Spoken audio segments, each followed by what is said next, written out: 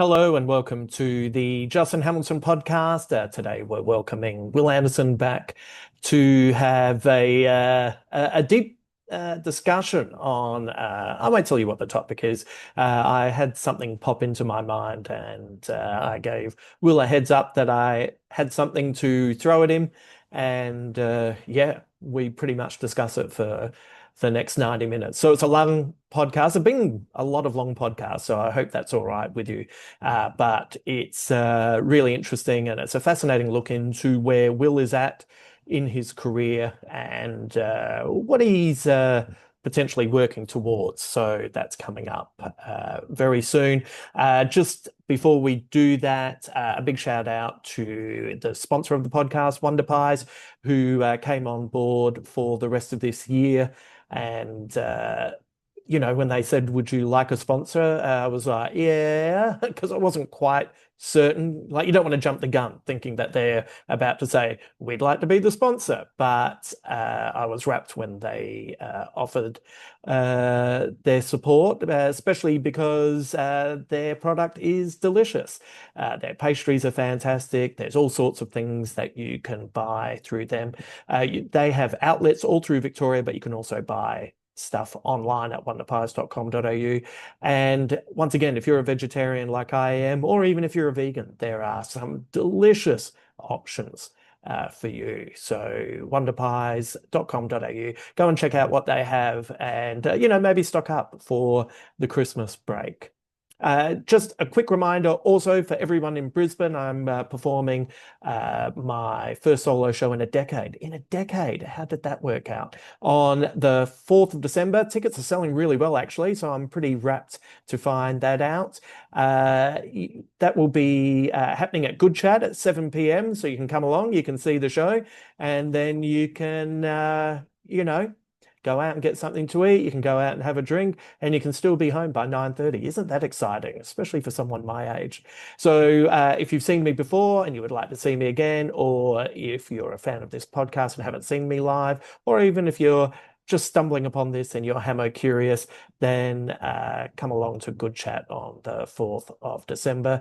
And then on the 8th of December, I'll be in Cairns, and you can find all of the information for those gigs at my website or at the Good Chat website. Okay, this is a meaty podcast, a vegan meaty between Wil and I, but let's not waste any more time, and I'll pop back at the end. But for now, let's bring in Wil Anderson.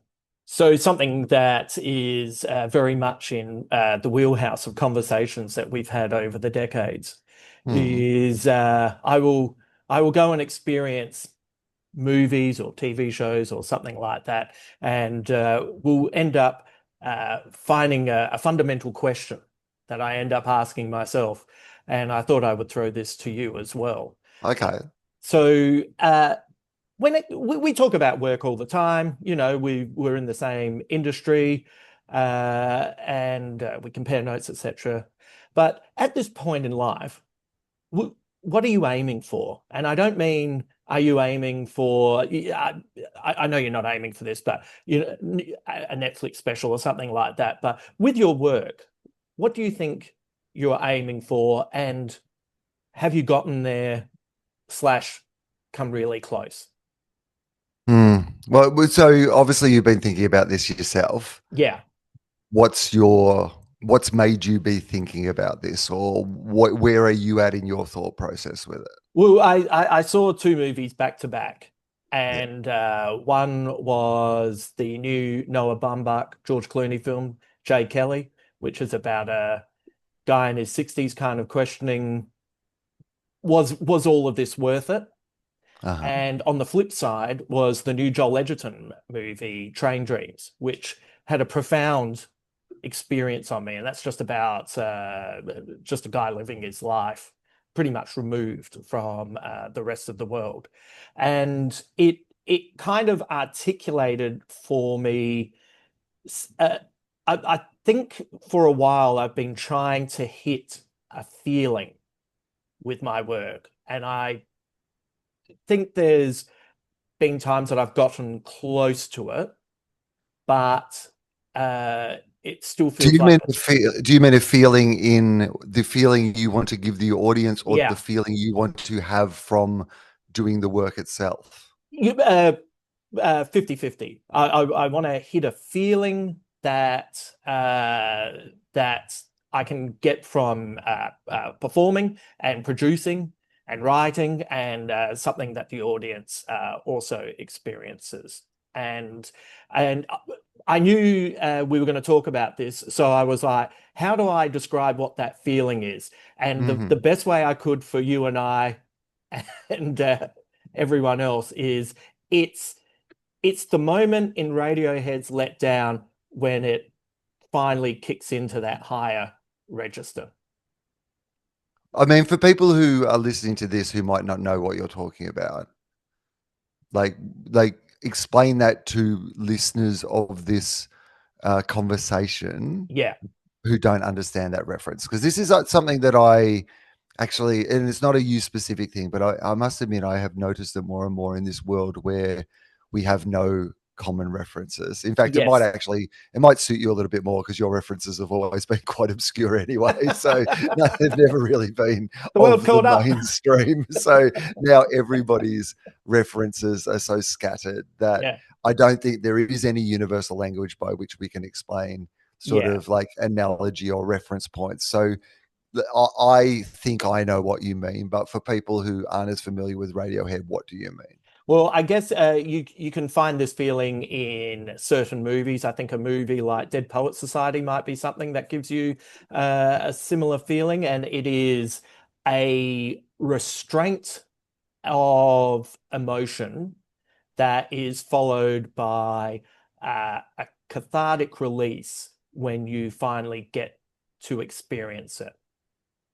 And it Okay. so it's a build up, it's interrogating all of those emotions, and then at some point you let the valve open and you allow people to experience it. And I think it's really difficult because uh, if you get it wrong, it turns into mush or it turns into sentimentality for the sake of sentimentality.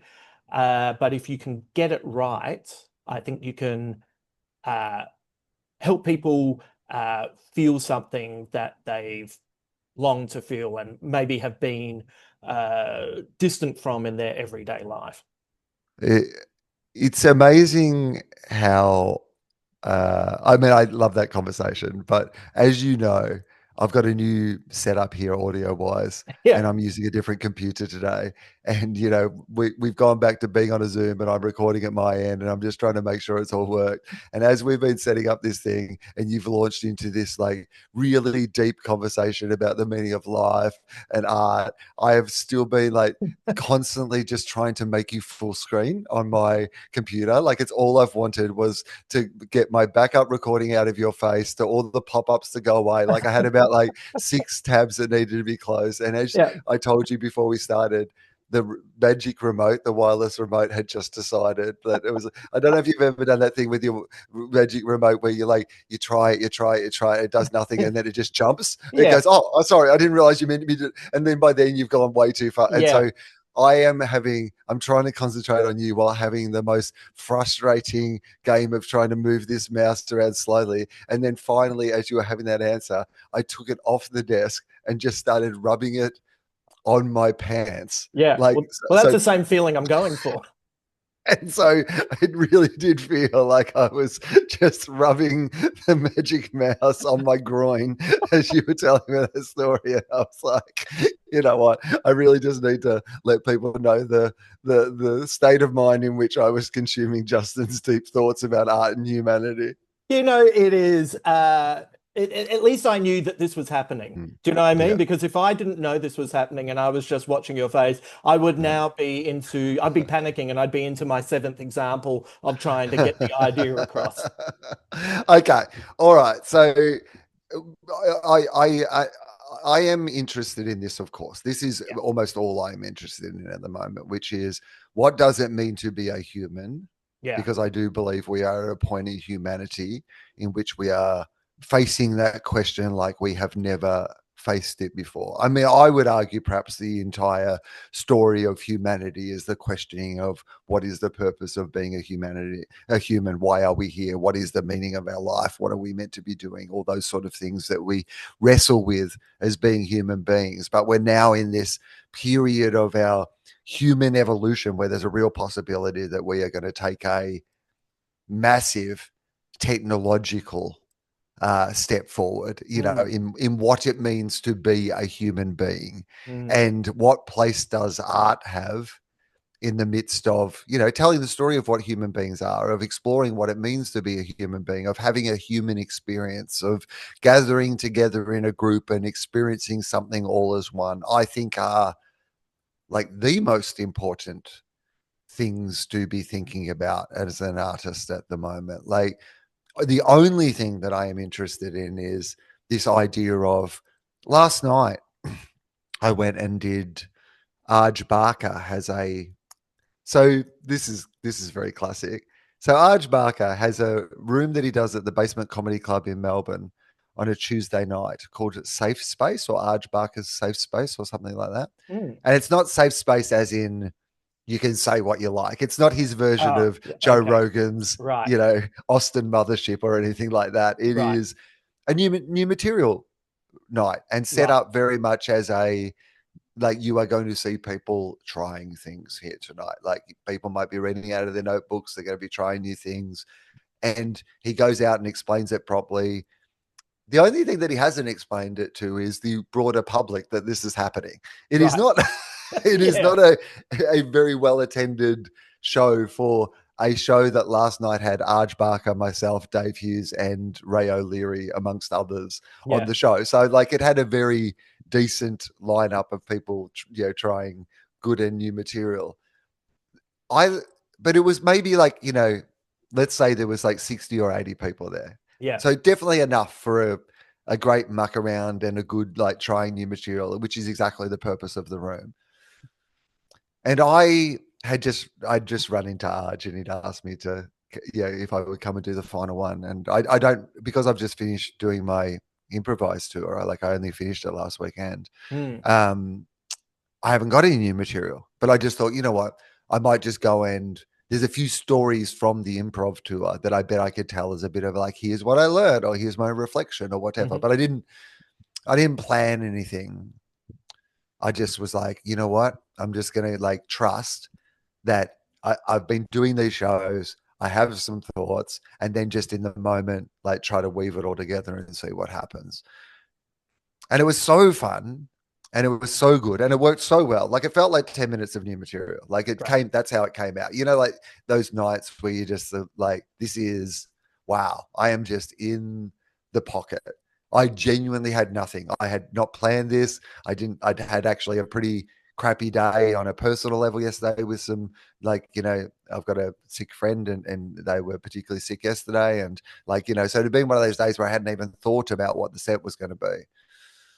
And yet that idea of going, well, we're just going to create something right here, right now, that is for this room here tonight as much as it is for anybody else later on. That's, to me, is what that point of connection is at the moment. And I've been thinking about it all the time. It's part of the reason that I set out and did this, like, improvised tour this year. Was I remember saying to you in, January or February last year, when I set out to do it, because, I did 78 shows, like, different shows this year of that improvised show. And when I set out in Perth at the start of the year, I didn't know if I could do that, or what it would teach me, or what it would be like, or how I would feel at the end of it, or what lessons I would learn from it. But I remember saying to you at the time that I said, I bet I learned heaps of things from this. I'm not going to go into it with an intentionality around what it is that I'm going to learn. I'm going to go into it with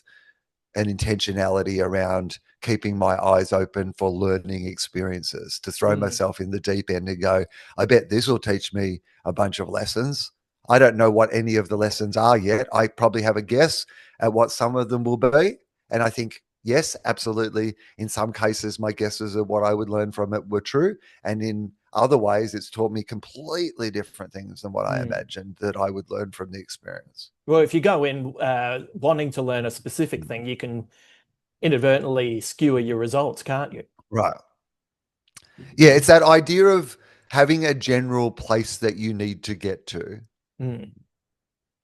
I mean, I went into it with the intentionality of, I think this will make me a better comedian. Right. I was talking to a couple of the great guys who run. So I finished the tour in Wollongong. And a lot of people in Wollongong were asking me, they were like, oh my God, you've done 78 of these and you did the finale in Wollongong. Like, why did you pick Wollongong? And I said to them, I didn't. It was a rescheduled show. But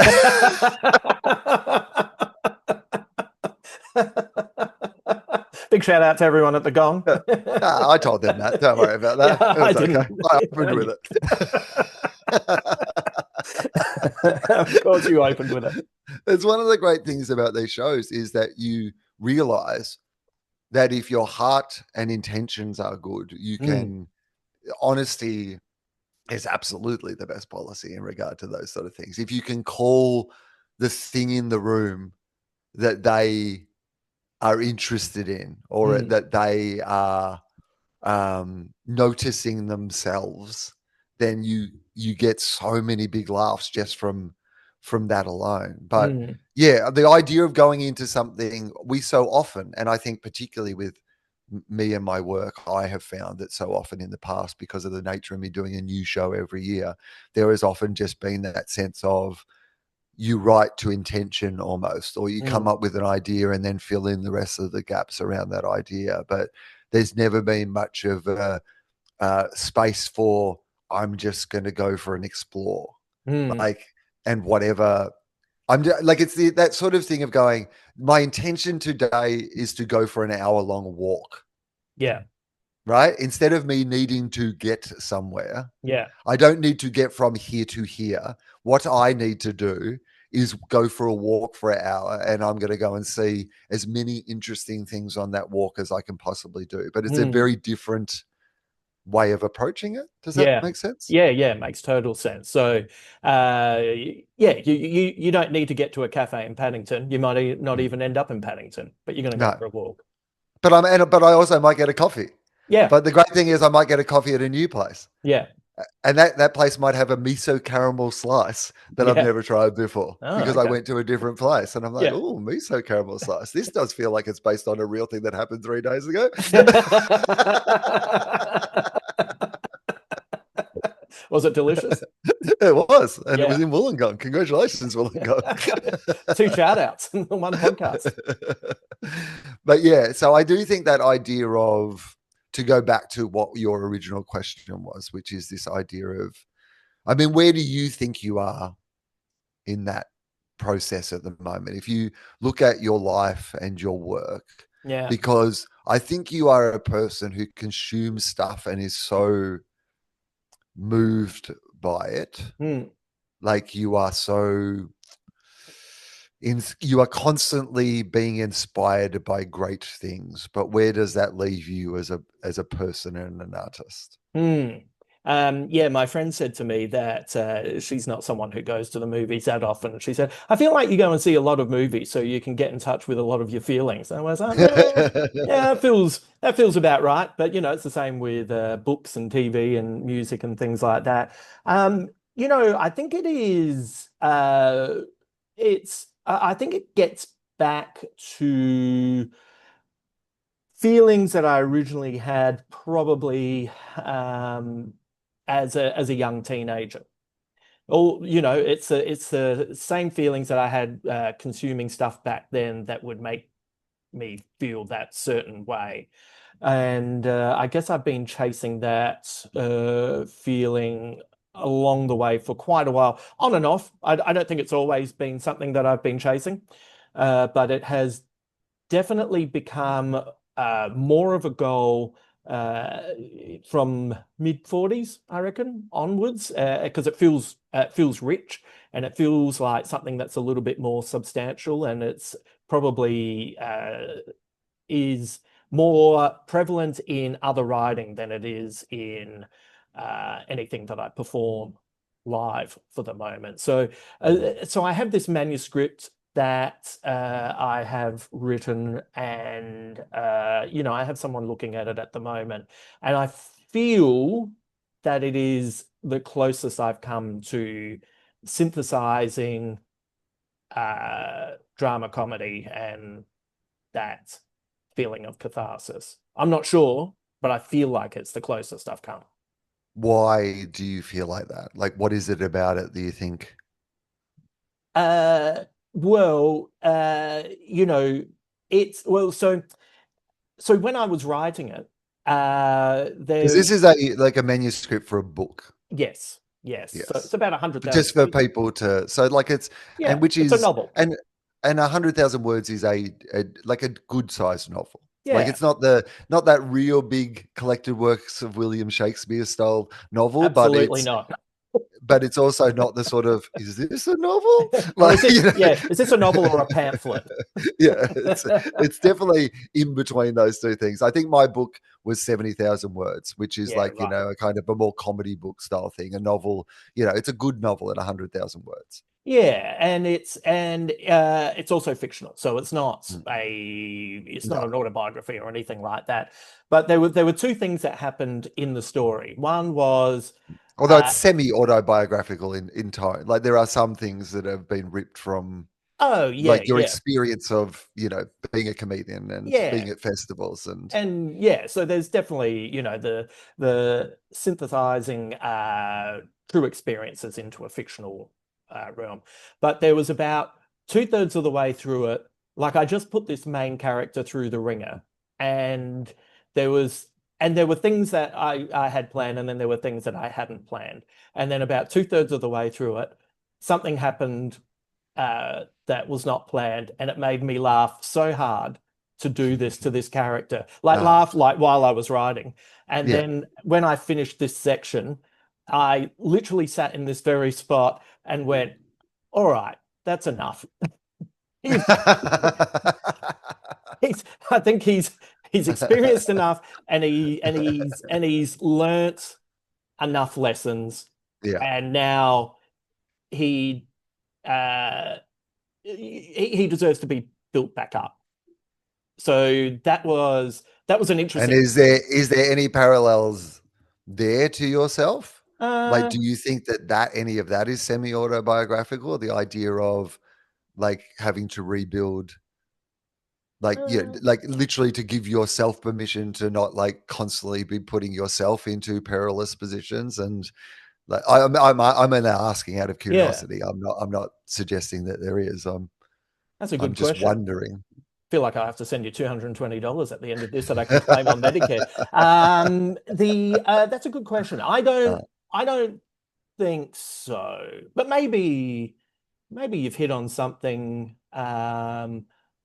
Maybe maybe it's actually something that I've learned rather than something that I was okay. experiencing at Yeah. the Okay. So time. what's the lesson? Yeah. Good. What's So the thing you've learned? so the the the, I guess the theme of it is you have to be careful about the stories you tell yourself about yourself, because of course we're an accumulation of all the things that we tell Oh ourselves. man, this But is this is is this is good stuff. is this catnip This for is you? real good stuff. This is, I mean, this is of course, like the stories we tell. This was what my whole. You didn't see my previous show that I did, but the the theme of the show was very much about the idea that we think our memories are documentaries, Oh but our yes, memories are just collections of the bits of the stories that we yeah. keep telling.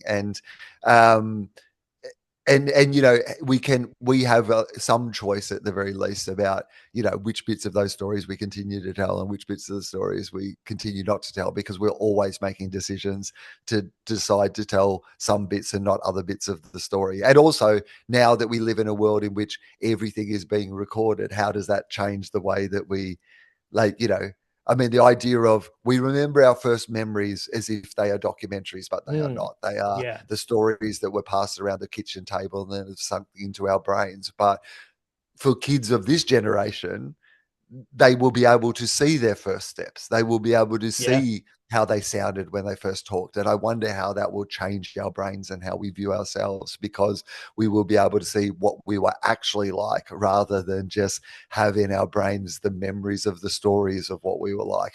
I don't know if it'll change us for good, bad, or indifferent. I'm just thinking it's a substantial change to the way that our self-realization and our self-actualization happens. That's interesting, isn't it? So I wonder if there is your memories become high definition, but somehow Mm. in the process lose a bit of the romanticism in some cases, but also maybe in some other cases it actually, maybe it makes a traumatic experience less traumatic. Well, that's what I mean. It can apply on so many different levels. Mm. It, because I think trauma is that case of often just only being able to hold on to the most traumatic part of the thing that happened, and that there was more to that day or that week or that person or that whatever. Yeah. But because of the trauma you've experienced, you can't let any of that in, and all you can associate with that moment or that thing or whatever is the trauma that is attached to it. And so Mm. I think that's obviously a very extreme case of what we're talking about, but it Mm. is a case of what we're talking about. Yeah, yeah. Uh, yeah, it's suddenly a memory of someone, I don't know, not really appearing to sing happy birthday at your party. Now you see the video and it's like, oh, they just stepped in cake and they were trying to wipe Yeah. that off before they smeared it all over the carpet. Oh yeah, we never You know know, what happened in the minutes leading up to it yeah, or the minutes after it, right? yeah, Like, and they just stepped in a cat shit on the floor, and they were doing their best to actually not spoil the middle of yeah. happy birthday by yelling out, "Oh my god, I've got cat shit all over my shit." Yeah. But instead, you've looked at your uncle and thought, fuck that guy. Never But joined his. also even just the stories we will, like the bits of the stories we will hang on to, or the memories of who we are that Mm, that we just let go along the way. I mean, the other day we were having breakfast with Adam Richard, mm, and we were talking about Oasis, and then we were talking about going to see Blur. And so he was saying, "Hey, do you remember when we all went to see Blur back in the day?" And this is like, I guess, late 90s, early 2000s, yeah. way back in the day. I'm going to say late 90s, I suppose. And he goes, "Remember you climbed up the um like the lighting tower, and like the security guards had to get you down?" And I'm like, I can't even imagine a me who could climb up a tower, let alone the me that would do that. It was a That like shocking story to hear Adam I tell. was like, I just couldn't, like, in my mind, it seemed it was only that his recollection of it was so accurate, and that he does have such a great memory for those sort of things, Mm, that made me think, okay, well, I guess that did happen. But in my brain, the person that did the thing, and that to some people you'd be like, well, that's a big memory, isn't it? The night you went to Blur and climbed up a lighting tower and like joked to the security guard or whatever it was that I allegedly did. Like, yeah. I have no memory of that. And I don't even see myself as a person whose body was ever capable of doing things like that, because I've Right. lived in this broken old body for so long that all I remember is my broken body. I don't even remember the guy who was capable of doing something like that. Was it exciting to know that you were at It some was a point? little exciting. Yeah. I'm not going to lie. It was a little exciting. It's one of those better memories that someone brings up that you get something positive out of it rather than because invariably, people love to bring up, remember when you did that? And it's like, I had done a really good job of locking that away. So thanks for opening that door again and letting me engage with a memory I no longer needed. As I get older, I realize how much of a con the idea of infinite information has been to us, Mm, because I do think that we are just not. We opened the floodgates, that Bo Burnham song, "A Little Bit of Everything All of the Time," and yeah. then convinced us all that that was a good thing.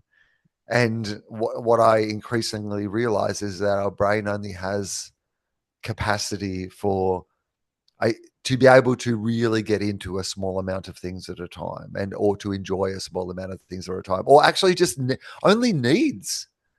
You can be so much happier with so much less. And I'm not Mm. talking about economic disadvantage. And I'm not saying that, like, like this is not an extrapolation of an idea that you should be happy if you're poor. I'm just saying that, I mean, it's almost the opposite, which is that this idea that we've like sold society, that like rich and more and excess and buy and consume and there's more is just so destructive to us on all these levels, because Mm.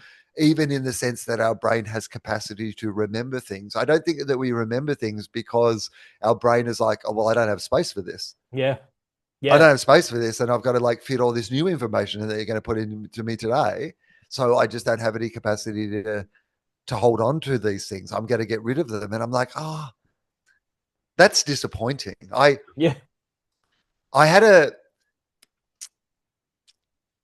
I told a story in the show that is true enough, but over the development of the piece as it now stands, what it really is four different thoughts that I've had over the years that are all true, but I've combined them all into one anecdote that if you said, did this thing happen? I'd be like, well, go through piece by piece and ask me if that happened. I'll pass the lie detector. But if the question is, did all these things happen in this order to this one person? Absolutely not. Yeah. It is a concoction. Yeah. But it to the point where there are elements of the story so there's one element of the story where I say I have a friend of mine and I who both in the same situation, in that we used to go out a lot together, but both of us don't drink, don't party anymore. I said, so what we do is occasionally we will have a little coffee and cake date where we'll just go for coffee and cake. And instead of catching up with modern day life, we will pick a night, a big day out, a big night out, whatever it is, and we'll just relive it, because I don't need to do it again anymore. Mm. But what I like to do is remember that I used to be that person, and the memory's enough. Just talk about it. Remember that night that we, blah, blah, blah, and just relive the memories. Now, I don't have a friend that I do that with, and that isn't a thing that I do with it. Like, but I would like it to be. Yeah. and Right. and I think that the insight in it is that so often I think we are in the quest for new memories, Mm. when sometimes all we actually want is to sit down and talk to our old friends about our old memories. Does Right. that make sense? Like that Yeah. you don't need to fill in, you don't always constantly be having to have new experiences. Sometimes it's enough to read a chapter of the book, put the book down for a minute, Yeah. close your eyes and have a little think about what you just read, Yeah. rather than having to go, okay, what do I need to consume next? Yeah. Yeah. And I think you probably you need a balance, don't you? You Yeah. need the foundational memories that the bedrock of who you are, and you also want to be adding around the periphery, right? Yeah. I mean, I think so. I mean, you don't want to be stuck in the past. Yeah. Stuck in nostalgia. I think that's a completely different thing. Yeah. And I think it's a different thing if is like, oh, things were better then. Yes. And this is not even, I think there's two different things, because there are some people who are still trying to live that life. Yes. And I find that maybe, well, that's not for me. Without it wanting to be a judgment of how other people are living in their life, that's the version that if I was still trying to live the life that I lived in my 20s or 30s, I would find that sad for me. Yeah. That's not me saying that other people who are doing that, like, because everyone's in a different stage of their life and you never know what they're reacting to, and et cetera, and et cetera, and et cetera. But for me, Yeah. if I were a person who was still approaching my career, my life, my friendships, etc., in the same way as I was approaching them in my 20s and 30s, then that would not be a good look on me now, I don't think. Imagine how tired you'd be. So tired. Well, I wouldn't have slept since 2001. So, Yeah. So good life choice. Yeah, it's I saw Husey last night, and he's 72 kilos, and like he's on ADHD medication. This is him. He said this on to me, yes. so I'm not like, this is not me speaking out of school. But he said to me, he said, everyone's always thought I was on meth, and he goes, and now I'm on the ADHD meds. I actually am kind of on meth. And he Yeah. goes, so I really look like I'm on meth now. Dave Hughes' birthday today. It is. Oh, Yeah. don't worry. He mentioned that 3 times in his set last night that it was his Amazing. birthday today. Amazing. Oh, Only. and then went off stage and said, "Happy birthday to me!" Oh, Husey. The only man I know who gets a punctured lung while playing in a charity football match and is wrapped because now he's getting all the right attention. Yeah, well, his whole show's about it. Yeah, of course. Like it's it's a a picture of him in the foot. The photo from the poster is a picture of him in that right, football jumper. right. Is it called punctured? Like what's it? Nah, cooked. Cooked. Yeah, Yeah. great. Yeah, that's yeah. I think that works on a range of levels. So the man who did Super Toasty Loaf is now cooked. That seems about right. I am interested in. There are so many different ways to. I don't know if I talked to you about this. I think I might have, but when Adam and I, Spencer and I, did the Adam and Will tour last year, Mm. the reunion after the 20 years, and uh, we did the two of us column. Did I talk to you about this? No.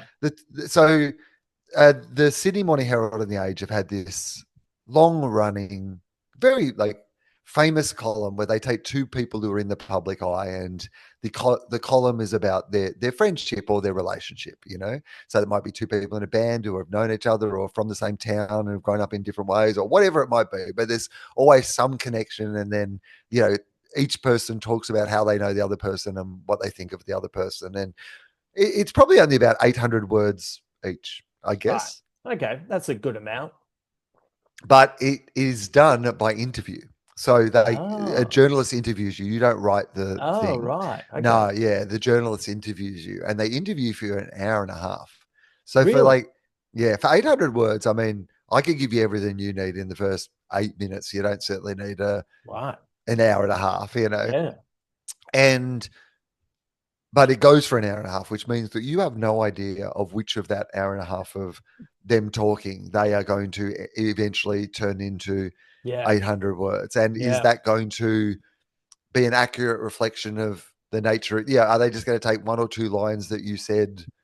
I think in retrospect, the reason that they do an hour and a half is that so they can get a real sense of you and then choose some stuff, hopefully, that does tell a story. Because I think they did a pretty good job of being able to, represent a sense of our relationship through this column. But the thing that I was most surprised by, or like surprised by in a very lovely way,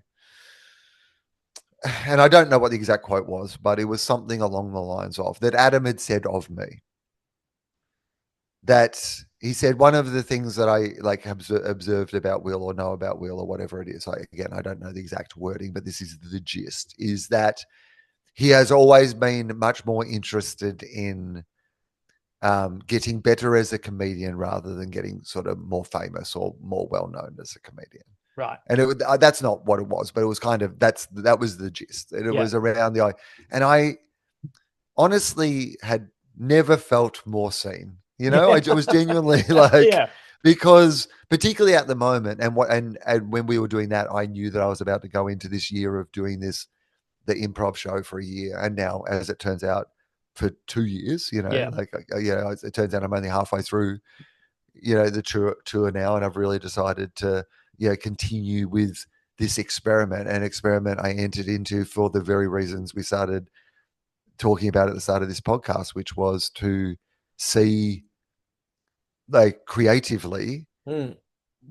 how I would be challenged, and to put myself into a space where I would feel uncomfortable and that I would have to reevaluate who I was and what sort of comedian I was. And so when I was talking to these, comedians who run this gig backstage at Wollongong the other night, and I was talking about the show. I said, I think there is material that I will get out of the show. And like, telling a few stories, about it at Arja's gig, like was like, oh yeah, there's probably some stuff in here that feels like almost fully realized routines. Mm. But I may also not use any of that. And Yeah. in fact, I think there's a world in which all this is me. I kind of like the idea that the only people who will ever know what happened in those shows are the people who are in those shows Yes. and me. And at the moment, I think all but one of them I've recorded on my phone, but they are the only known recordings, like the only existing recordings that those things happened Right. are these 77 recordings of shows. I think there was only one that fucked up, I think, recording on my phone. And I know backup. So like, just literally if it records on my phone, I have it. If it doesn't record on my phone, I don't have it. Yeah. The only recordings have big bangs in the middle when I put down the drink bottle and all those, they're Yeah. not mixed with the crowd. I've not listened back to them. But I have recordings, so I could go back, but I might not ever, or I might just dump them somewhere and leave them until when I'm old and I might listen to them then, they might be.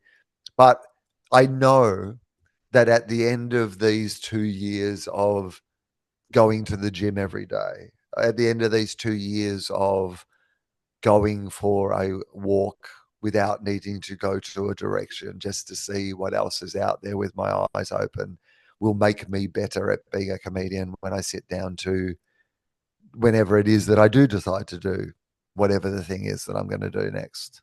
Okay. I think this will make me better at doing that. It will get me closer to that question that you started this podcast at, which was, why are you doing, like, what is it that, how close to, I want to work that out. I want to work out who it is that I want to make some mistakes in the dark. I Mm. love that my management haven't seen this show. I love that even like someone like you hasn't seen this show for so long. Mm. Like you saw it back in the day when it was in early stages, but you, like, so many people that have seen this show before and think they know what it is would be surprised, I think, that Mm. what it has become or what it has the capacity to be night to night. And so that's, that a lot of where I am in regard to that is defined through the lessons learnt from like being in those moments, being in those shows, talking to that person that you wouldn't normally talk to, like not move on from an uncomfortable situation, Yeah. try and, commit to the bit. So do you think maybe you're going to be doing this show for another year Yeah. and Well, at no, so least, I'm doing it for another 78 shows. right. I've called an absolute, so I did 78 this year Yeah. and I'm going to do 78 next year. Right. Is that by And that chance or is you decided to do exactly 78 or was that a bit of coincidence? a weird coincidence, to be Right. honest. I had 78 on sale and I Yeah. realized that I had done 78. And I thought, oh, hang on. The amount I did this year Yeah. was the right amount. And I think Right. going into next year with intentionality around what it is that, because like the first year going into it, I really went into it with like every day, I'm just going to say, like, no, but now I've learned some things, Mm. right? And now I do want to go into this next round of it with like knowing some of the things I've learned and then being able to push what it is I can do. I mean, just a really simple thing I'll like say, to give an example. Like at the start of the tour, it was very much still what's your job? Like would be often a thing I'd ask very early on because it gives you an anchor, right? Yeah. But so many people don't want to be defined by their job or Yeah. those sort of things, right? And so I often like now just ask a simple question like, what's something interesting you'd like to tell me? Or like, what do I need to know about you? Or like, I'll ask that in a way that is natural to the conversation we're having. Yeah. What did you get up to today? Or whatever it is, and just get into it in a completely different way. Like I'm looking forward to going back to the majority of places I went to when I was still doing what's your job? Because Mm. sometimes it still is your job. Mm. Sometimes for people, the most interesting thing to tell me is their job. But Yeah. for other people, it's absolutely not. The other night, it was a guy who was like, I bought a new car today, Right. right? Yeah. That great. Let's talk about that. Yeah. And So like knowing what's happened this year going into next year with intentionality, I thought having a cap on the amount of shows helped that, because then Yeah. instead of it having that sort of non-constrained, I could do this forever, because I could do it forever, Mm. or like, because it is improvised, you literally could. Yeah. But is there a right amount of them to get the proper value out of it? Yeah. I think that this is the right amount. So Yeah. that's why the amount of shows I've put on are all I'm doing of it next year. And then I'm going to have a decent break, Yeah. like, because I haven't had a break for a few years, because I did, the last tour, and that overlap with this tour, and I did the Dollop tour, and I did the Adam and Will tour, and I did some Tofop shows, and Gareth and Yeah. I did shows, and like I've been out on the road for the last 2.5 years, like pretty constantly, Yeah. traveling all over the place. So I think what my hope is that, like, I do these shows, and then I'll feel like it's time to put the improv show away and do the next thing. That's Yeah. that's kind of, so I've got a real clear idea of, like, okay, you're halfway through. Here's what you've learned so far. Anything that you want to achieve from doing these shows, because you're probably going to put them away. Because what I want to do more of in the future is one thing at a time. Right. Yes. Which You is know? it's hard in this industry Yeah, because there's so many, you're flipping caps at any yeah. given moment, especially like for people who have watched you for a long time. It's not easy to go from I'm the host of Gruen to now I'm improvising a show and now I'm hosting a podcast and oh now I'm hosting Question Everything. These are all even though they're in the similar realm, they're very different skill sets. Yeah, they're gear shifts, and Yeah. often when I get myself in trouble in one or the other of them, it's because I haven't shifted gears adequately. Yeah, right. Yeah. And or my head's in one space and not in the one that it immediately needs to demand to Yeah. be in.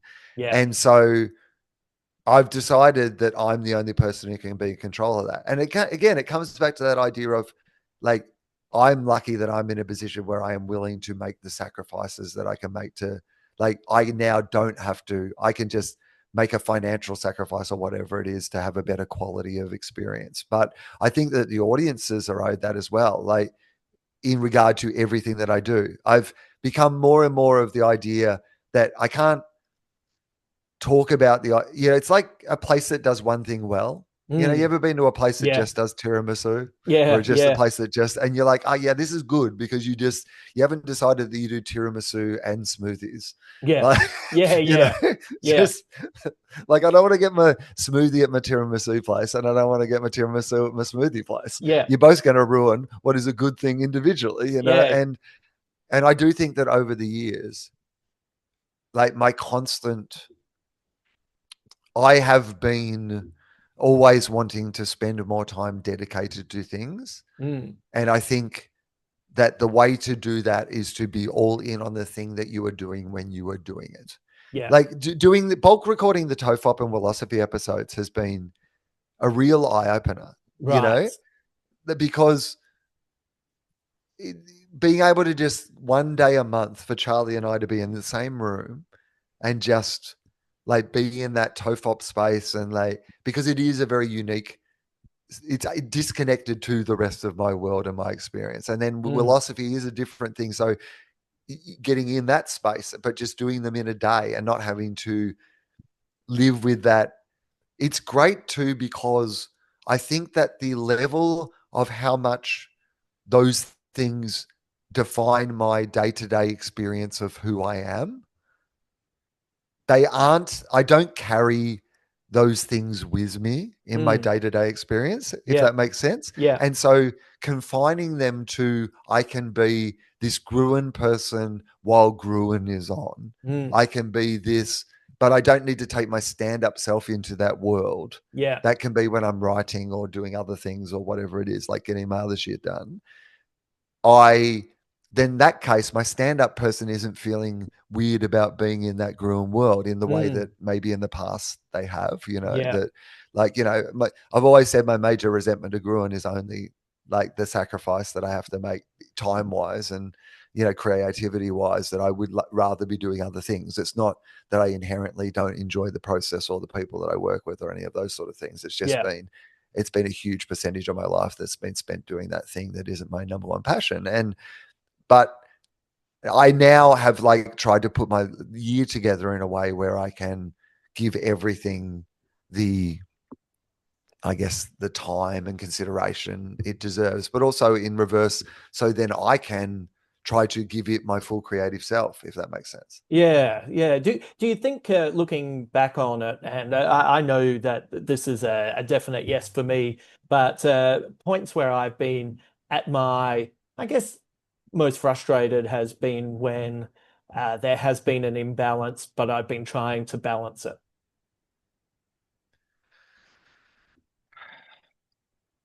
Yeah. I wish, and this is again, I mean, I can say this to you, but I don't want this to sound the wrong way, because I have been spoilt by my luck in a way, which is that, I mean, I've had a consistent media job in comedy Mm, since the age of 25. Like, literally have not been unemployed in, like, in the world of, like, in any world these days, to not mm, have had a period of unemployment is like incredible. But like, to have consistently been employed and often in, like, I mean, I've had a 25-year television career, like, yeah, and like, so I've been incredibly lucky. But what it is meant that has come, and in the country we live in, we've just never really been able to, unless you are like a genius like Carl Barron or mm, somebody like that.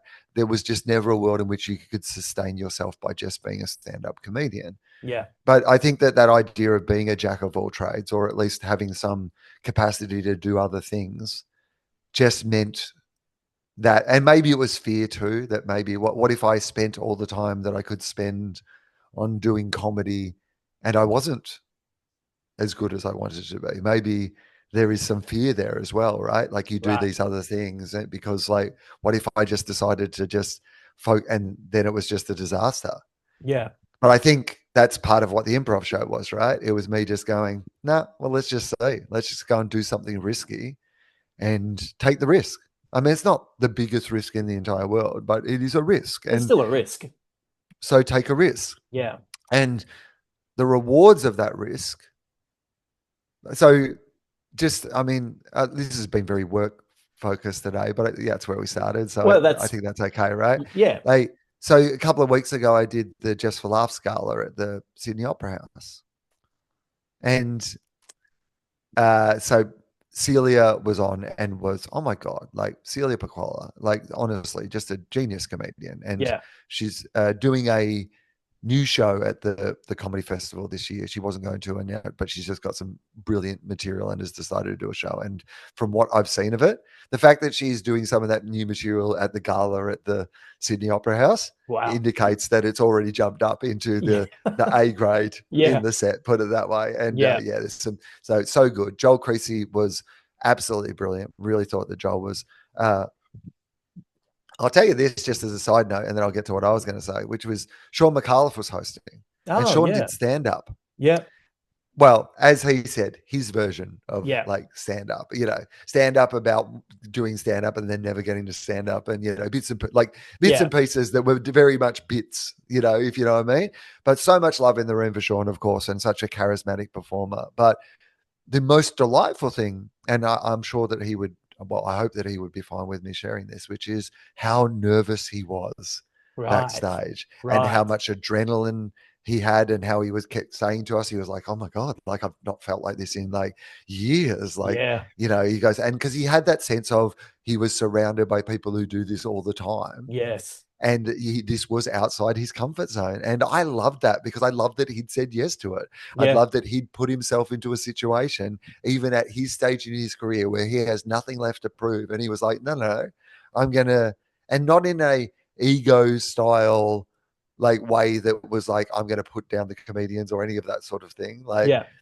no, that, like, but yeah, I know I'm better than this, or yeah, any of that sort of thing. A genuine crack at having a go at comedy. And yeah, it was so good to watch. But anyway, in Joel Creasy's set, so Celia had a beef Wellington mushroom lady joke, Yeah. Joel had a whole bit about the beef Wellington and the mushroom lady, like Right. not just a joke about it, but like a whole bit about it. Yeah. And then I was doing a joke that has literally one line, which is like, but it's a great twist, rug pull, throwaway line in a bit that I wanted to do.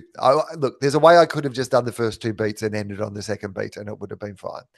But because two people, and if only one other person had done a mushroom thing, I probably would have dropped my mushroom line. But Right. But it's almost like by the time and now two it's have a already done theme. it, yeah, that's right. That's what Yeah. I thought too. Yeah. Right. So in Joel's set, um, he had a bit where he talked about so it's at the Sydney Opera House in the main concert hall, and there's a big video screen behind, right? And so in his set, Joel talks about he's doing a bit about Katy Perry's boyfriend Justin Trudeau, right? Yes. That's what the bit's about. Yeah. But in it, he goes, well, just for laughs, he's Canadian, and I actually met Justin Trudeau. And then he goes, here's a picture of me with Justin Trudeau. And he just pushed it up on the big screen. And honestly, didn't even really have like a joke or anything to Right. go with it. Yeah. Like, but it's just like, here's a picture of me with Justin Trudeau. Yeah. Anyway, so I do my mushroom joke Yeah. at and then I go, yep, we've all got one. It's the theme of the night. It's a 3-course mushroom meal. And Yeah. I said, and now here's my picture of me with Canadian Prime Minister Justin Trudeau, which got a big laugh, Yeah. because everyone was like, because it was such a random thing for Joel to bring up. And I said, oh, actually, I can't bring mine up. In my one, he's wearing some very unusual makeup. We were going to a party. Anyway, like, how do I describe it? It's very red faces, hey, it's Saturday. Oh yeah, great. And I'm like riffing what is essentially like a minute bit at the gala at Just for Laughs at the Opera House. Yeah. And it's the best bit of the set because the audience know that it's happening in the room. It Yes. Yeah. like, and it really just came out of me going, I can't land on this mushroom thing. I'm going to have to find a different way around this. Now, the option I would have taken in the past would have been just don't do the line, right? Yeah. Yeah. But instead, what I did with this is going, I'm going to do the line. I'm going to build on, like, I'm going to make the joke that everybody has done the joke. Mm. And then I'm going to use that as an opportunity to repeat another, because that becomes then we're repeating other jokes. I get to call back to the ridiculous, Joel with Justin Trudeau. Yeah. And like I said to Joel afterwards, by the way, I said, well, you were fine with that, right? And he goes, I love being the center of attention. Yeah. Yeah. I felt like Joel would have been fine with it. No, I was fully confident Joel was fine with what I was just manners doing. to check. Yeah. And then got to like do extract, like then kind of, the risk of me going, will people remember that he did a blackface photo? And, then I've got a hey, it's Saturday thing. They're rolling laughs at that point. They don't need to be load bearing. These aren't at this point, this is just me going, and here's a topper and here's a topper. And maybe not everyone gets it, but the people who get it will very much like that there is a build on, it's not just that he's calling back the photo, but now he's saying he can't show the photo because this one's blackface, which does make sense that you couldn't show that photo. And then it's a twist again because you've got like a local reference to what it was going to be. To me, that feels like that's 4 or 5 different like slight adjustments along the way of beats I just feel like when I talk about how will this make me a better comedian?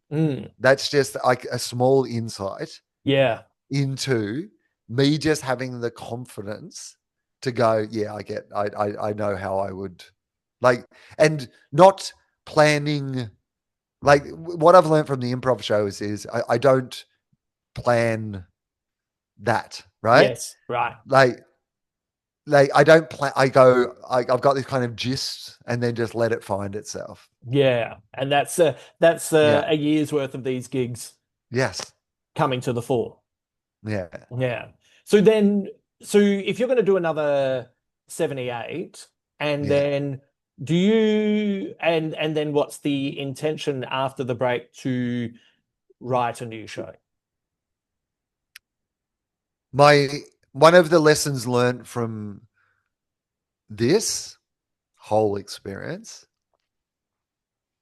is that I'm not going to work out what I'm doing next. I'm Okay. just going to work out that this is taking me to what I'm doing next, Okay. So which was what helped me make the decision to keep doing this instead of, for the first time ever. And look, there is a part of my brain that, so for, for the first time ever, I basically had a year off writing a show. yeah. Now, the way that my brain had to justify that was to write 78 shows on the spot. Like I couldn't just have a year off. But I think I was right. I made the right decision for me, which was I needed a year off writing a show. Mm.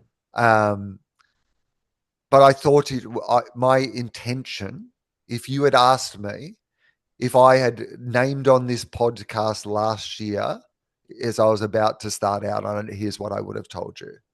I will do this for a year. I will finish doing it. I will find the best bits of it all and I will write them up into a show. And that will be my show for Yeah. 2026. And that will probably be the best show I've ever done because there'll just be so many. And I know that will probably be, that could have been true just based on this 10 Mm. minutes I did at Arch's thing the other night. Like I've just a bit. I know that there's probably 3, 4, 5, 6, 10, 12, who knows how many hours of stuff that I could turn into material for a show. Mm.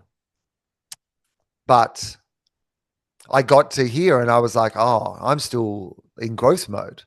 I feel Yeah. like I've been doing couch to 5K and I've just got to the 5K. And then I'm like, oh man, I love running. Right. Like maybe I could like run a half marathon, you Right. know? And that's what it feels like now. It feels like, so maybe I'll get to the end of these 78 shows and I'll be like, I'm going to maybe I'll never write a show ever again. I don't think that's what is at the end of this, by the way. Mm.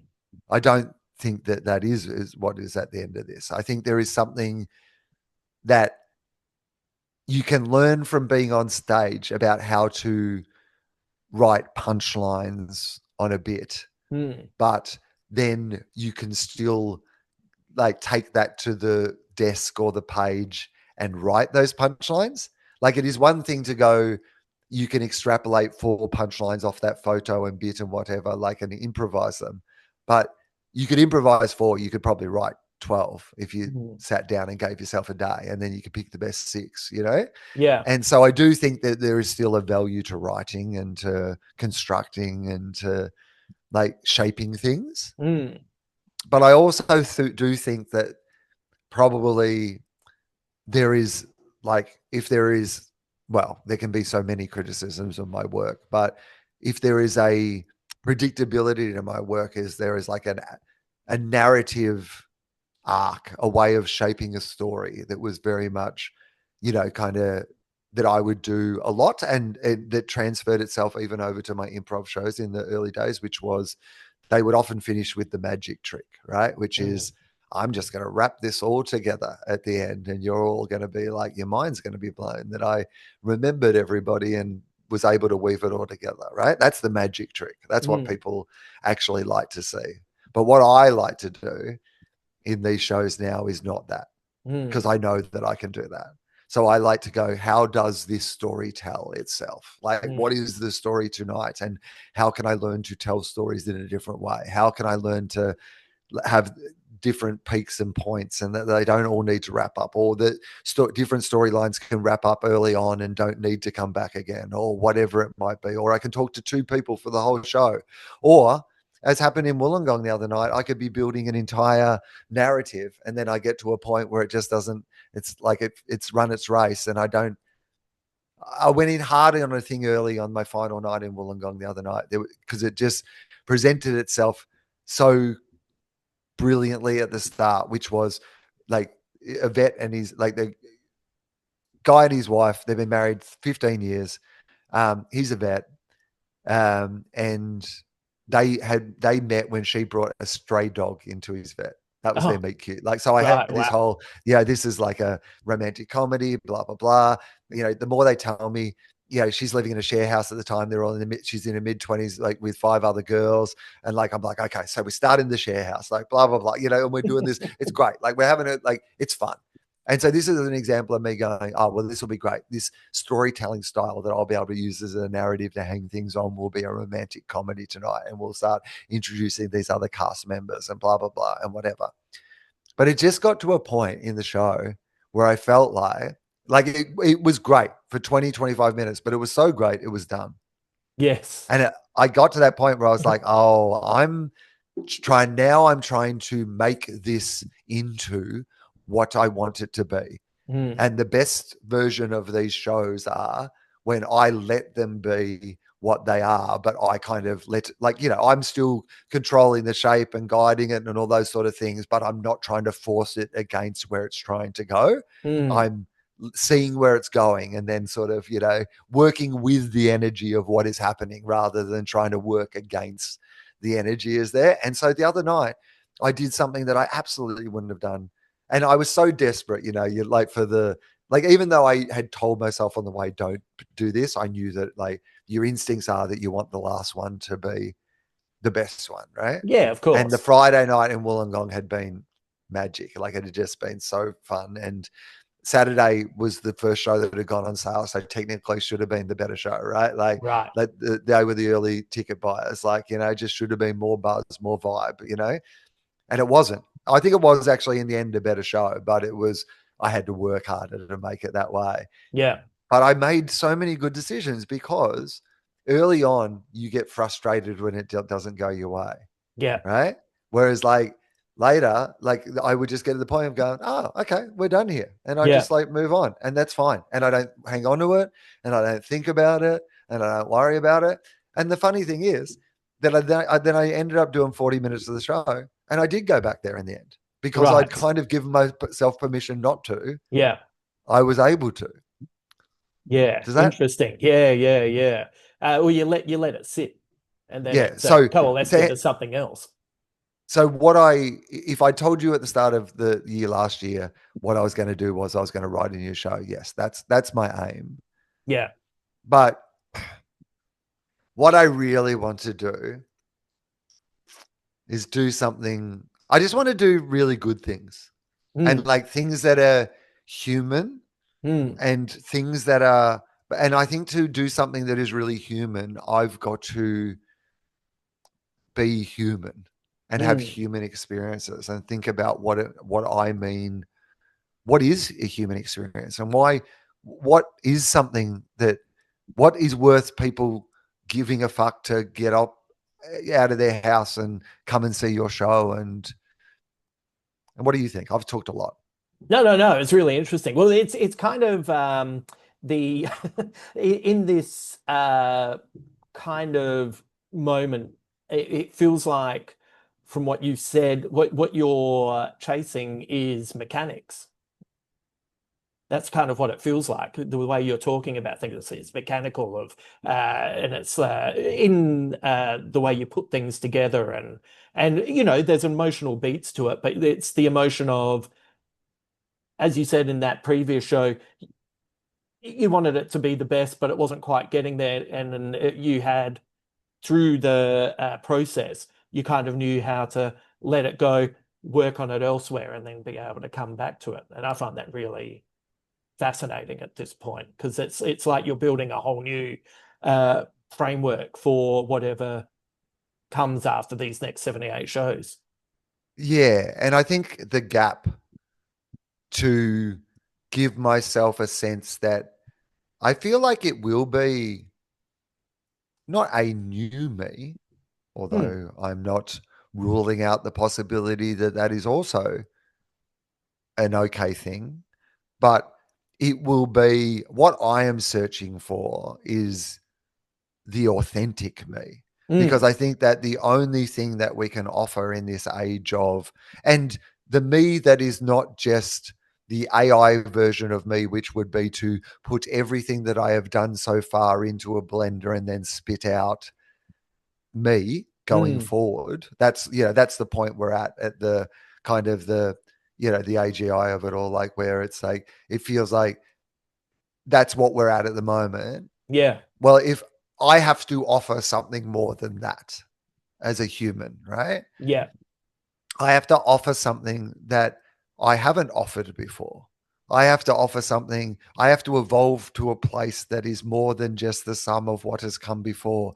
I have to zag when I used to zig, or vice versa, or at least use the sum of the experiences I've had previously to not repeat what I've done before, but to for them to be the basis on which you go to the next level or try something different, or um, make something more specific, or just do things. I think I'm at the point where I was talking to Husey about this last night, which was just you, if you want to do something, the point we're at in our lives is that if not now, when? Now, Yeah. Yeah. there's an argument to be made that that is always the case. But the older you get, we're now at the age that I like to refer to as, if we drop dead, they will not have a coronial inquest into why. You know, No, that seems right. yeah, people will Surprised be he got to this sad, age. but yeah, that's right. The sad thing is that no matter how good a person you were, the world moves on. It has to, often remarkably quickly. And so the idea that we are letting anybody else's idea of what it is that we want to do or create or be, or like get in the way of it, is like, I mean, the practicalities of the world demand that that is the case, right? But in so much as we have control over what it is that we create, and in so much that there is value to creation in the first place, the act of being creative, that it isn't something that can be replaced by machines, hopefully something that can be enhanced by machines. I'm not you and I could not be having this conversation but for technology. Like, I'm not, Yeah, but you're no advantage. I think it should be to advance the human experience, not to replace it. And so if I believe that ipso facto, then I need to be living my life in a way that is, I've been thinking about this in regard to diet as well, which may be a way that we can translate into like just a bit of a health chat or whatever if we wanted to. But it is that I just want to eat things that are less processed. They say that, one of the big things, not to get too maudlin, is that like so many of the health issues that younger people are having, seem to be related to the increase in the amount of processed foods that we are consuming. Without wanting to go too much deeper into it, I think that's a thing that can be said. There are all a bunch of other things that you'd need science and data and specific circumstances and whatever. But there seems to be a pretty general consensus that diets high in processed foods are leading to a range of illnesses. And so I am very much of the belief that before, at my age, and state in my life, before I get on the peptides or, start, getting my, blood injected from some, blah, blah, blah, or whatever, maybe just, eating some more fruit and vegetables and not, like not eating so much processed shit and whatever. But I think it's the same for consuming, right? Yeah. We think that our brains aren't the same as our bodies. If I want to, and that this is what I have been trying to do, which is going and seeing more things, going and being at something or being part of something, and making the experience. I wish that I'd known now. I wish I'd known for my whole career, or have had for my whole career, the appreciation of wanting to curate the whole experience of someone's night out. It's become more and more apparent to me that, like, it's the whole night out. I want someone to be greeted by someone fun at the door. That's what I love about Comedy Republic, is that, you get the fun idea of like, you go into the bar and you can have a nice drink at the bar and there's always cool people around and it's a vibe. You'll see a comedian that you might like because there's that thing around and they've got like a cool way of announcing the shows and they've got little I love that whole idea of that your whole night is the experience. People are going to remember how you made them feel. And it's not just going to be the I want to think more and more about that. I want to go back to the idea of, and that's what I think the improv show is a bit like. It's like, here, I've made this playlist and I'm going to curate your whole experience here tonight. Like, I'm going to try to be in charge of it. I'm going to talk to you. How are you going? What are we doing? This is how it's going to work. And I like that. I Mm, love that whole idea of, I'm not saying there's anything wrong with wanting your clip to be seen by billions of people. mm. But there's something also really great by having the thing that you're doing being seen by the 80 or 100 people that are in the room right now. Yeah. Yeah, I get that. Yeah, it's interesting it's funny, the proliferation of comedy through all these different mediums has for the most part I kind of don't resonate with it as much. And I guess that's why I've been looking elsewhere to get that kind of Yeah. feeling. It's like, getting back to that Joel Edgerton movie that I watched. It had such a profound effect on me that I couldn't even respond to a text message that someone had sent me, and I've never been more uh, uh, rapt to have a whole lot of dirty dishes built up because I just had to stare at the wall and do something mindless while I thought about it. And So why was it so? I think there was just something profound about a story about a person who is the character is not a great person. They're not a leader. They're an everyday person who has an experience and a story who by the end of the tale um and you pretty much it's their life. Like you see them from the beginning to the end. Uh, the story finishes in a moment that is the character having uh, finally kind of reached a moment where they feel connected to the rest of the world. I won't say how that happens, but it's and that moment's not even a big moment for anyone else, but it's a big moment for that character. And there is, yeah, I guess in a current world where everyone's doing what they can, especially in the arts, to stand out because it's so much more difficult to stand out and make an impact and find a level of importance so they can then move on to keep doing what they want to do. To see something that simple and almost plotless to a certain extent was felt new and exciting and felt richer. Mate, again, not to overstate the, I mean, I'm banging on about these shows, but I've just finished doing like a year of a thing that Yeah, yeah, you know, committed. And the thing that I can admit out loud now, which I probably couldn't at the start, which was I didn't know if I could do it or not. yeah, I mean, I thought that I probably could, but I didn't know. I mean, yeah. it's a Well, there's a huge, little bit of there's a 5%.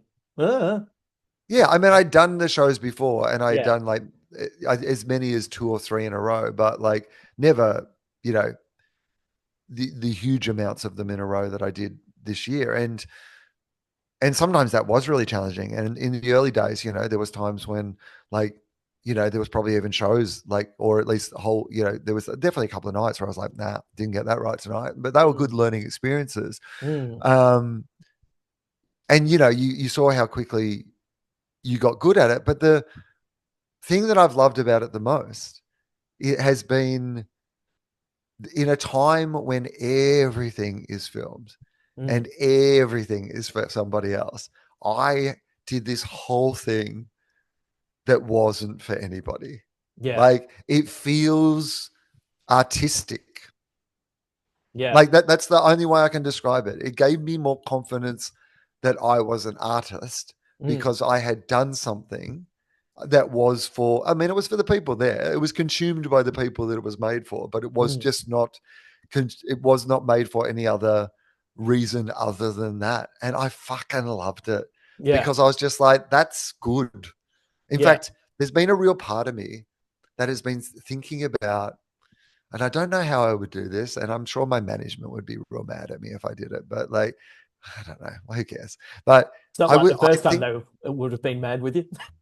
oh man, probably, but like, so I want to, I was almost thinking about having my own mailing list that is just for people who are interested in my interesting stuff. Right. Like, Yeah. like I would love to have a mailing list of people. I'm going, hey, I want to do this like show because I've got a few ideas. When you're talking about what's next, I've got a few ideas, but what I'd actually love to do is like, I'd love the idea that I had like a mailing list of people that if I wanted to like on a Saturday afternoon in Melbourne, get 150 people to a thing that like I was just charging $30 or whatever, like, and like do a show, but it isn't like an improv show. Like it's just me going, I wrote a show this week and like, I want to experiment doing this thing. Cause I still feel like what I would love to do a bit in those 6 months, like before I decide whatever it is. Like, so I'll do the improv show, I'll do Gruen, and then I'll have some deciding time of like, before I decide properly. I'd love to do some little almost like guerrilla shows or like Mm. do, like I'm just going to put on a thing or I'm going to, but no stakes, like not even like I have to do this at a fringe festival or whatever, Mm. just the capacity to, and I'm sure there are enough people in my audience, but it's not the sort of thing you want to go on your Instagram or put out a Facebook ad. You need almost like the specific group of people who are like, this is of interest to me. I would love to Mm. be. And I think I just need my own. But this is what I mean about like, it's almost like I want to start doing comedy again. Mm. Yeah. Right. you Right. know, Yeah. like build my act and person and fan base from the ground up, not to burn down my old one because I think that Mm. like my old run will respond to, but like kind of have some buy-in from people who are interested in going on this next part of the journey with me. I don't know Mm. how that looks, but I like the idea of, because I don't like to be on Facebook and Insta and those, and but I also don't think that the people who might like these to be that Mm. are on those places either. I Yeah. think that's the problem as well, which is the people I want to come and see these shows, you can't find them by advertising in Yeah. those places. Yeah. Yeah. You'll keep getting the same flavor of people, which will then Yeah. feed back into the work. Yeah, totally. Yeah. Yeah, that's see, this is why I wanted to ask you this initial question because I was curious as to where you were at post this year of shows and what that would kind of reveal about where you're at and where you would go next. Yeah, I need to be conscious around my health and intentionality. Yeah. They're very hard on my health. Yeah. So I have to like take space for that, but I also think that's just good advice for us in general, particularly as we get older, but I think perhaps just in general is to take some space for things. It's this crazy thing, but when your health is good, it's amazing how much better you feel. Yeah. And how much better you are to like to do do with something. everything to do with Yeah. everything like even something annoying is 85% less annoying when you're just like feeling good across the board. Oh, on the night when I'm a little tireder or my back hurts a little more or my voice is that little more strained or whatever it might be. They're the tougher nights to get your brain to work Hmm. as well either because it's concentrating on dealing with some of those other things. So but I also think that we get the relationship between say food and energy or whatever it might be, whereas Hmm.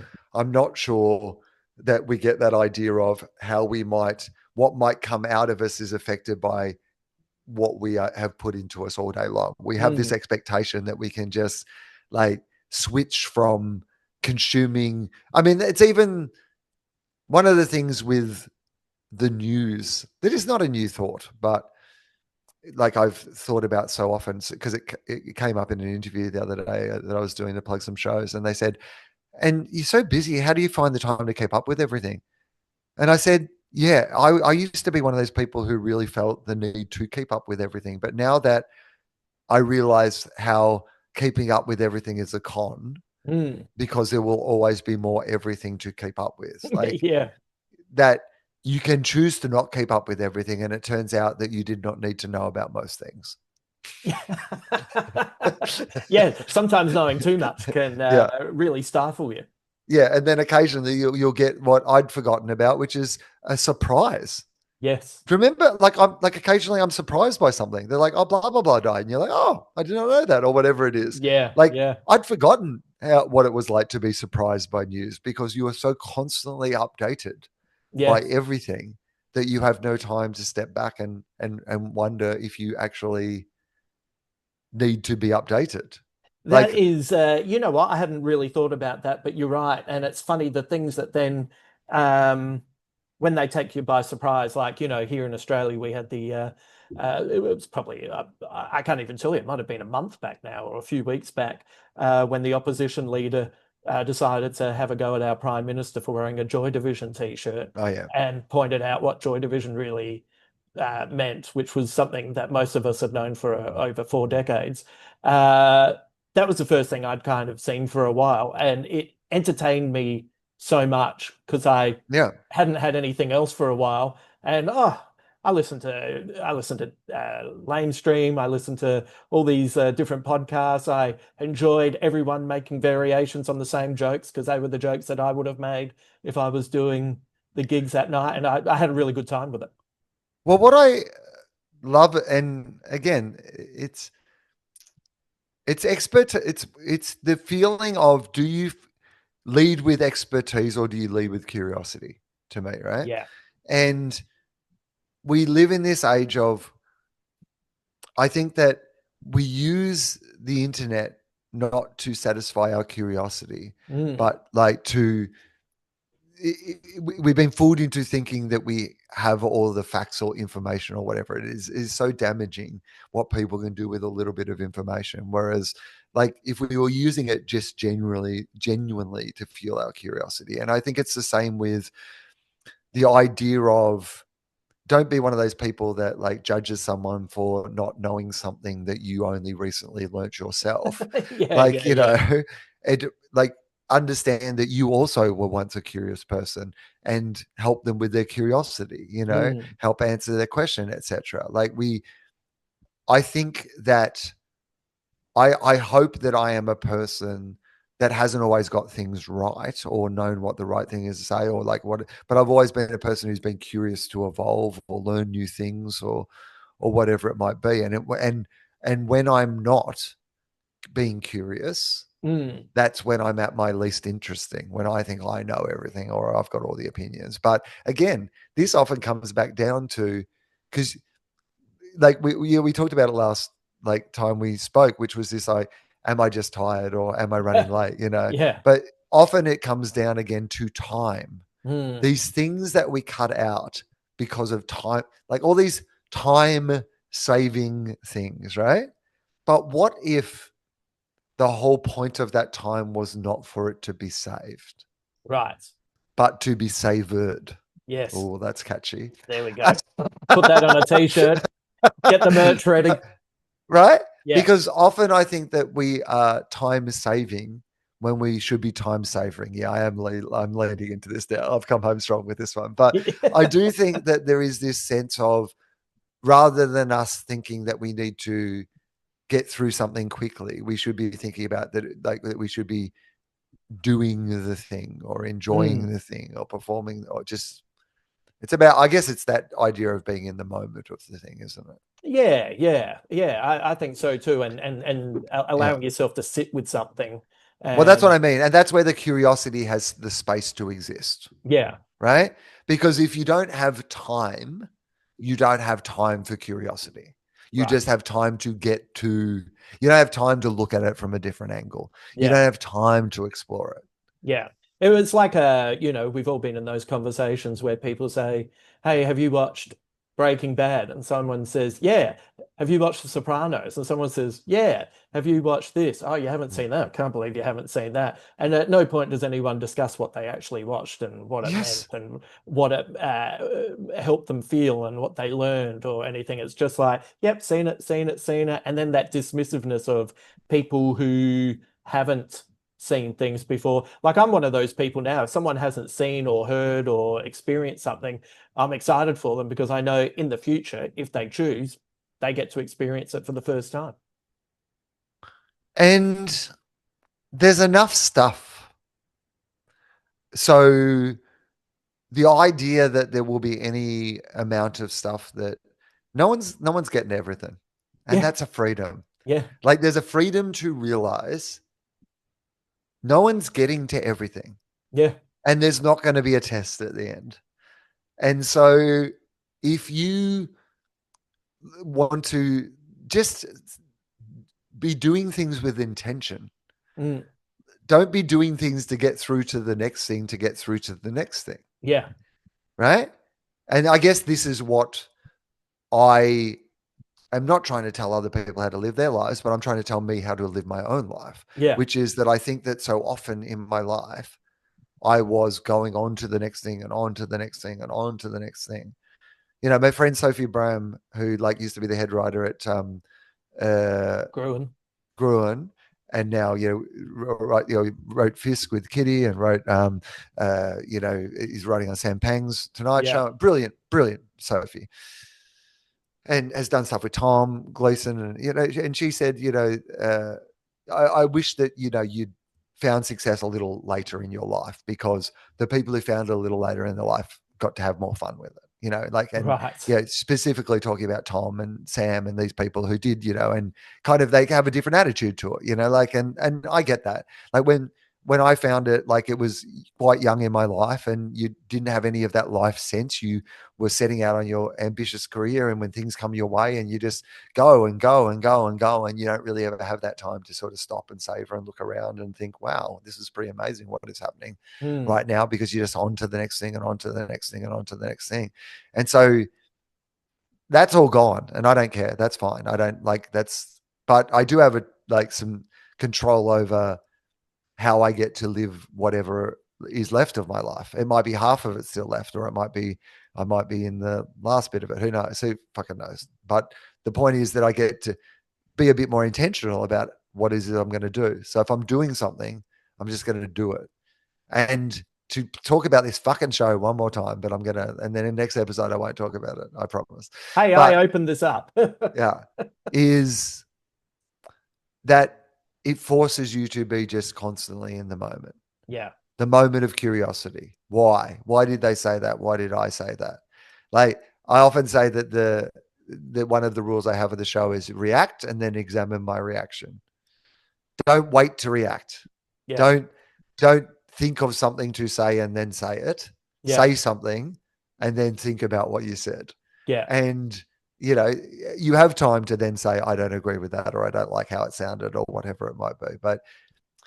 And it's just being in it Mm, rather than being one step back from it and then presenting yourself to the world, trying to find, like, to be your authentic self in each moment, and to not, it's the difference between, like, the practical example, and maybe it's great that it happened this way because it couldn't be more of an example of what I'm talking about, is today for the first time, I am using this new setup on my computer. I'm using my desktop computer, which I've never used to do the podcast before. I've set up a new microphone.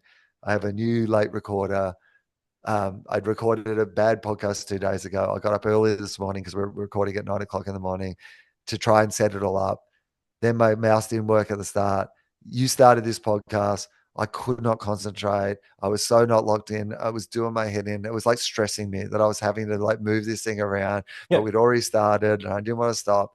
And then the minute you went to full screen, I've been nothing but locked into, like, I've loved this conversation. I mean, like, it was exactly what I needed as a debrief after all this. I've been loving it. yeah, But even that, Even that little difference between that first bit of it when I was still just like, I was listening, but I was Yeah, also trying to fucking get that mouse to yeah, like click that fucking box that needed to be clicked versus just me being able to look you in the eye and just like do this.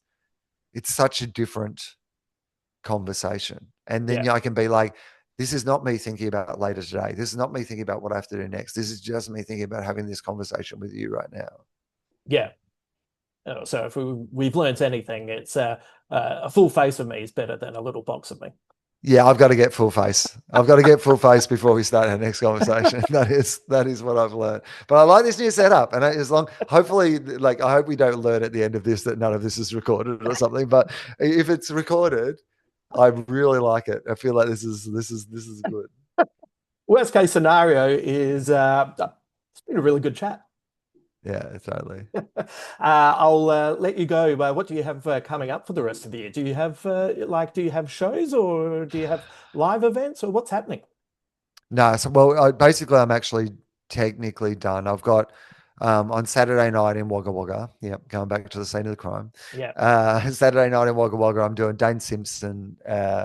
He's doing a big Wagga Wagga comedy gala yeah, show, and so there's a huge lineup of comedians on that show, and so I am just one of many comedians who are going to Wagga for that, and then that is me officially done for the year until I do my first gig is 24th of January or 25th of January for the Perth Fringe season of the new show. So I do Perth and then I do Adelaide. So I'm doing almost the whole run in Adelaide. I'm just doing a 90 seat room, the Drama Llama, I think it's yeah. called. At the Rhino And Room. it's last year I did the bigger room upstairs. The problem with that room, and look, I Stage is a enjoyed bit some of the too high. shows. Stage is a bit too high, and mostly I only talk to people at the front, and Yeah, I can hear them, but the room can't because of the way it's set up. It's very yeah, hard, and the show just works better yeah, if everyone in the room can hear the people in real time, and I don't need to repeat. But yeah, I think that room will be perfect for it. But yeah, because it is a smaller room, like shows are already starting to sell out. So I would say Canberra and then Melbourne, I'm back at Comedy Republic, and then Brisbane. And that's it. No Sydney because I just did Sydney. yeah. So if people are like, where's Sydney? Sydney literally I just did, but these are the 78 shows. They are on sale. There are no more shows that are going on sale. So if you want to come and see the show, these are the ones. The drama llama is much better because it's lower ceiling and Yeah. it's a rectangle shape, but upstairs it's vertical and downstairs it's horizontal. So that means the back is so much closer. So Yeah, it's and the perfect. No, stage is half an I think inch. it'll be a perfect room for exactly what I'm trying to do. And I wanted to do a lot of shows anyway in the same place. Adelaide Fringe means I can be working on some other things as well at the same time. So that's what I'm going to be doing. But I'm going to take a break. I've got, as you know, there's some tough personal stuff happening at the moment. So I want to make sure that I've got some time and space for that. But also going to go and see some gigs and stuff. I've been going to see some shows and Oh, gonna how go good and was it when we saw the Pixies? Like, what a great yeah. night. And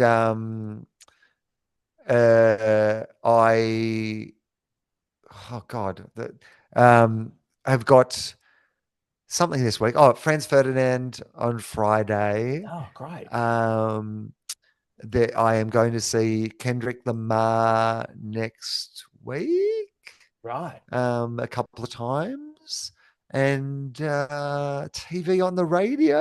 Oh, So I've wow. got some fun, some really fun gigs coming up. So I'm looking forward to that. What about you? I have gigs, so I'm about to head up to Queensland. I'm doing a solo show on the 4th of December. At Good Chat. I'm finally doing good chat after all these It's a great years of club. everyone I trust tells me how great it is. So I'm finally doing that. And my final gig for the year is doing support for Carl Barron. It's in Ah, Newcastle. So that'll be fun. now You that'll know, be amazing. so Carl sold out his run and then thought I better put on an extra show to 5,000 people. That sold out. I mean, isn't that incredible that I think he's got 20 state theaters on sale at the moment. Like Yeah, anyone else in comedy is happy if you can do one or two nights at the state theater. yeah, And Carl's got 20 shows currently on sale. They'll probably add like Accor Stadium or something Yeah, at the yeah, end of it. yeah, I mean, but he is the classic example, isn't he, yeah, of that doing one thing well. yes, He just decided that he was going to be really good at being Carl Barron and yeah, do absolutely nothing else. Nothing else. yeah, And yet is without peer, like not even close, the most successful Australian comedian in history, like stand-up yeah, comedian in history. Like it's yeah, not even close. Like, even people like Ursula and these, like, I mean, Ursula, not an Aussie, but we've adopted her a bit, as one of yeah. our own. But Classic like, Australia-New Zealand relationship. yeah, totally. Yeah, it's South Africa. We'll take all that. Oh yeah, That's yeah, all of the it. gist of Yeah, us. yeah. We all get confused for each other. Oh We'll yeah, take that. yeah. You can't. But All I Southern mean, Hemisphere.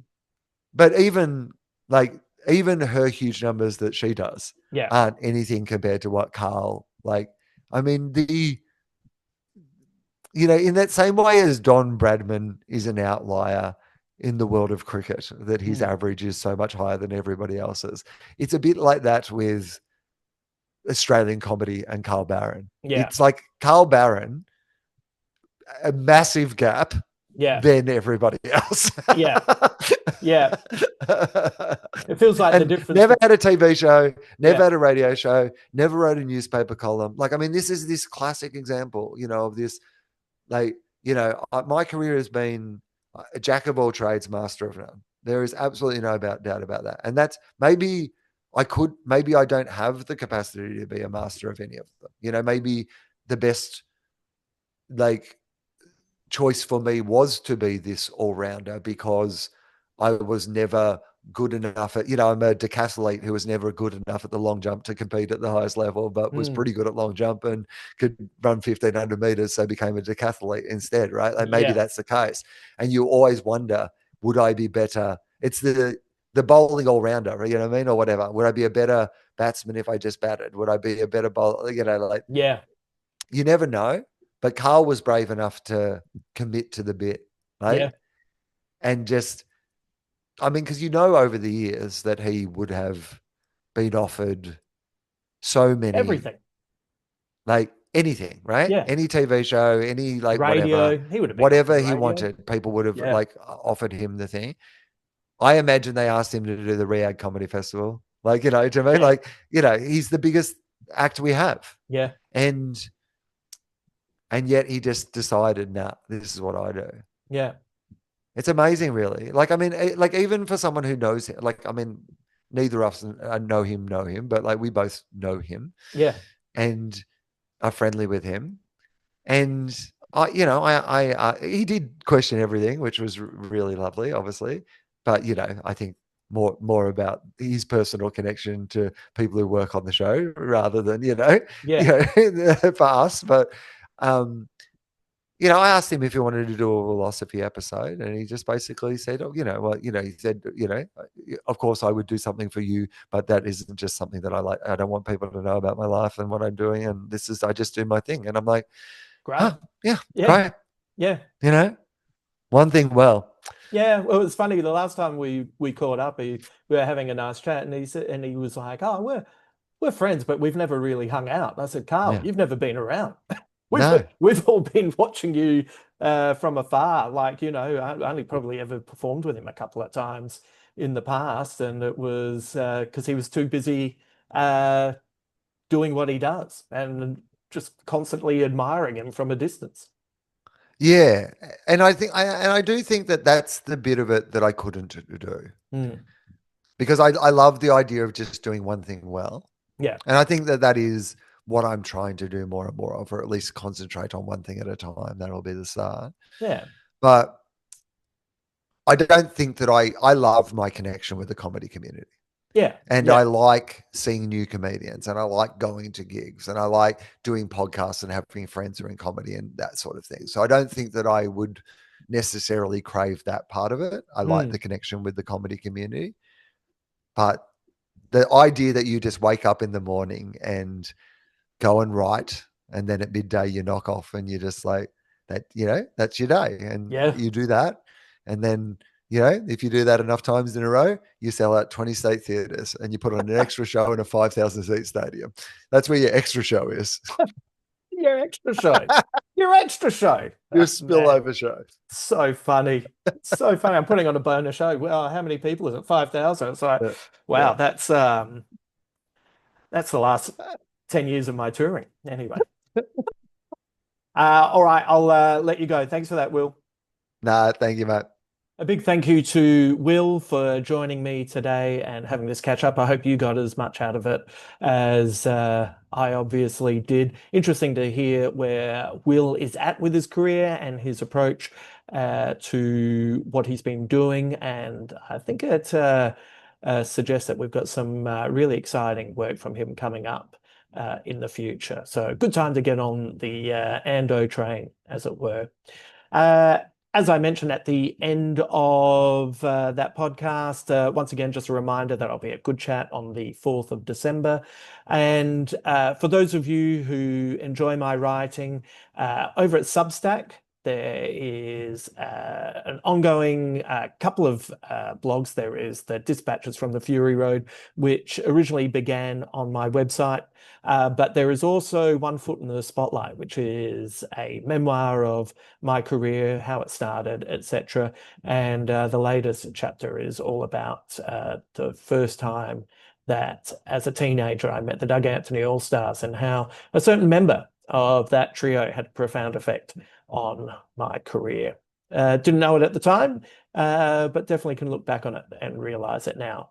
If you prefer more audio work, if you prefer to be able to get your hands on more podcast and live videos, head to patreon.com/Justin Hamilton and you'll find tiers that will suit you, that also get you access to ad-free versions of this podcast. All the money made there goes back into the production of this podcast. And then also, I'm slowly getting there with the YouTube page, but there's a whole lot of the video versions of this podcast there. And there's a Christmas show that we put on in 2020 that has everyone from Rove McManus to Alice Fraser and Richard Fidler and our dear friend, the wonderful Cal Wilson, playing her character Adele. It's a pretty wonderful time capsule, and that's there for you if you would like to go and check that out as well. Otherwise, if you want to find me on all the socials, look, you can find all these links at my website, justinhamilton.com.au. That's probably the best place to go. The next podcast coming up will be early next week. It stars Bryden Coverdale from The Chase. He talks to me about what's coming up in the, what he's learned from the world of quizzing since he started back on Sale of the Century, I think, as a 19-year-old. And then he shares with me his 5 favorite shows for the year, favorite TV shows. And then after that, we'll be getting stuck into my favorite books, music, TV, movies. So there's still quite a bit to come before we land on the Christmas break. I won't bang on anymore. This has been a big podcast. So thank you for listening. I hope you're well. I hope you're, gearing up for the Christmas break. And yeah, I just hope you're feeling good and inspired and everyone around you is in the best health that you can hope for. All right. Until then.